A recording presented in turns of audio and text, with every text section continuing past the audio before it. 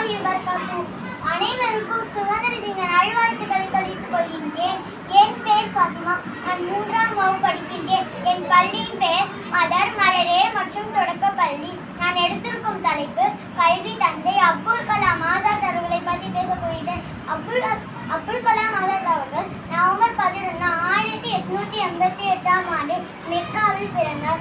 அப்துல் கலாம் ஆசாத் அவர்கள் பல மொழிகளில் புலமை பெற்றவர். 20ஆம் நூற்றாண்டின் உருது எழுத்தராக போற்றப்பட்டவர்.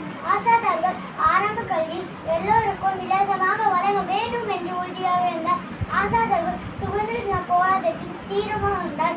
சிறையில் பல ஆண்டுகளை கழித்து இந்து முஸ்லிம் ஒற்றுமைக்காக வலியுறுத்தி முஸ்லிம்களின் தலைவர்களில் சிறந்த தலைவராக விளங்கினார். இந்தியா விடுதலை பெற்ற பிறகு முதல் கல்வித்துறை அமைச்சராக கல்வி அமைச்சராக பதவியேற்றார். ஆசாத் அவர்கள் 1958ஆம் ஆண்டில் மறைந்த பிறகு அவருக்கு உயர்ந்த விருதான வழங்கப்பட்டது.